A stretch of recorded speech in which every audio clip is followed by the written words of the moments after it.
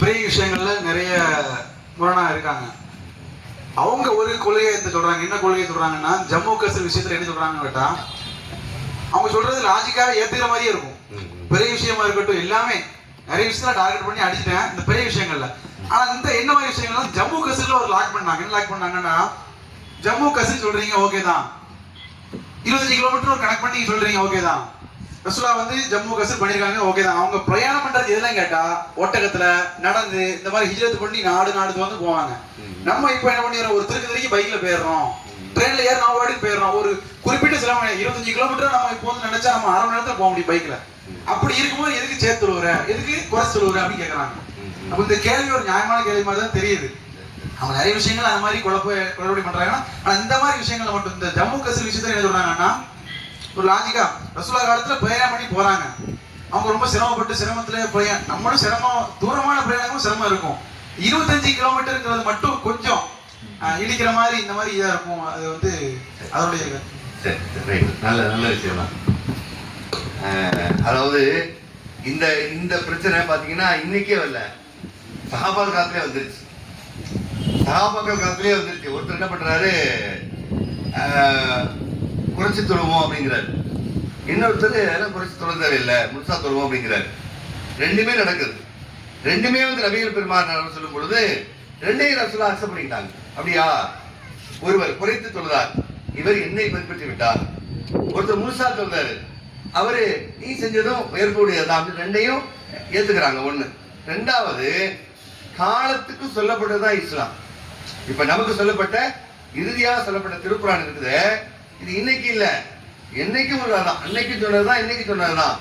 காலத்துக்கு மாறுபடுது அப்படின்னு சொன்னா அதுக்கு தகுந்த மாதிரி அல்லாஹ் அதுல பிரயாணம் சொன்னா சிரமம்னு எல்லாம் வச்சுட்டான்.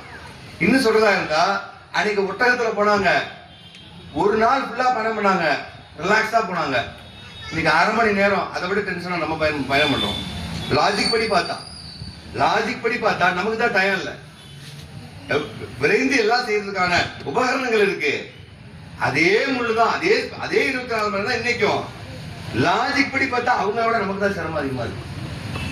ஏன்னு கேட்டா, அவங்க ஒரு வேலைக்கு 2 நாள் பயணம் எடுப்பாங்க, நம்ம 2 நாளைக்கு 2 வருஷத்துக்கு லிஸ்ட் வச்சிருவோம். அதனால அது அல்லாஹ்வுக்கு தெரியாமலாம் இல்ல, அல்லாஹ்வுக்கு சொல்ல தெரியாமலாம் இல்ல. இதே மாதிரியான கருத்து உமர் ரலியல்லாஹு கிட்ட சொல்லப்படுது.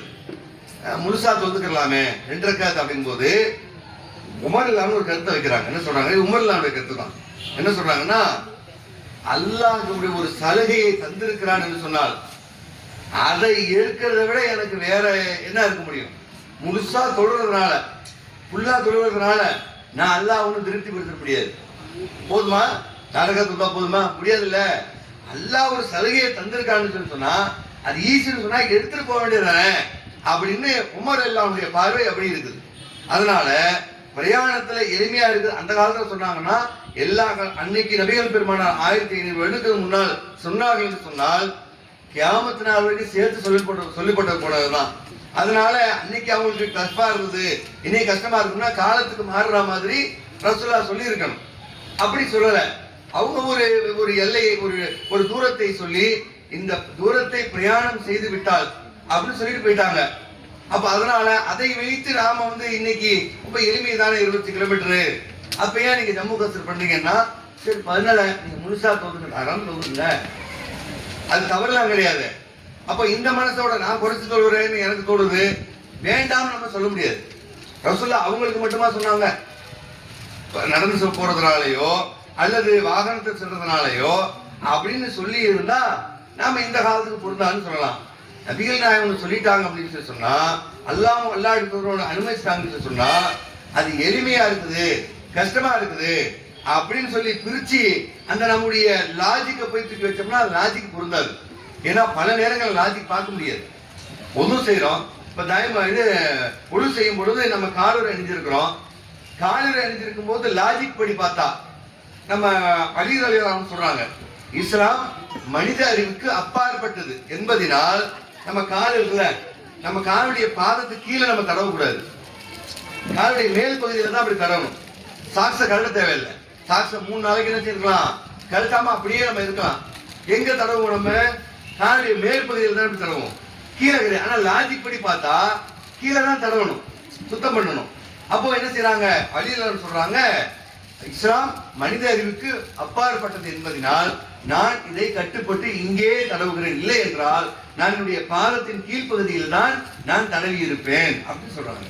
அப்ப அந்த வகையில நம்ம லாஜிக் வைத்துலாம் நம்ம பார்க்க முடியாது. ஒரு வேறு எதுவும் தடை இருந்து, குர்ஆன் ஹதீஸின் அடிப்படையில் தடை இருந்து சொன்னா நாம இந்த லாஜிக் படி நம்ம எடுத்துக்கொள்ளலாம். மற்றபடி அல்லாஹ்வுடைய தூதர் சொன்னது கியாமத் நாள் வரைக்கும் வரைக்கும் தான். ஆகவே இதை ஜம்உல் கஸ்ர் பண்ணக்கூடாதுன்னு சொல்ல முடியாது. இல்லை எனக்கு பண்ண விருப்பம் இல்லைன்னா மார்க்கத்து ரெண்டுக்கும் அனுமதி இருக்கு. பிரயாணத்துல போகும் பொழுது நான் சேர்த்து தொழலாப்பா, நான் கரெக்டா டைத்துக்கு போயிட்டு வந்துடுறேன் அப்படிங்கும் பொழுது நான் பிரிச்சு தான் தொழுவேன், முழுசா தான் தொழுவேன், நான் ரொம்ப தொழுவட்டும். இல்ல ஒரு சலுகை எடுத்துக்கிறாரு செய்யக்கூடாதுன்னு சொல்ல முடியாது. இதான் நம்முடைய பார்வை. அவங்களுடைய பார்வை அப்படி இருந்தாலும் ஒரு இருக்கட்டும், அவங்களுடைய பார்வை அது. அதனால நம்ம தீர்ப்பு, மார்க்க தீர்ப்பு நம்ம கொடுக்க முடியாது. இல்ல இன்னைக்கு காலத்துக்கு 25 அல்லது 27 கிலோமீட்டருங்கிறது ரொம்ப பக்கமான ஒரு தூரம், நேரத்துக்கு போயிட்டு வந்துருவோம், அதனால இது ஏற்க முடியாது அப்படின்னு சொல்லி நம்ம தடுப்பதற்கு எந்த முகாந்திரமும் இல்லை அப்படிங்கிறது தான் இதற்கானது.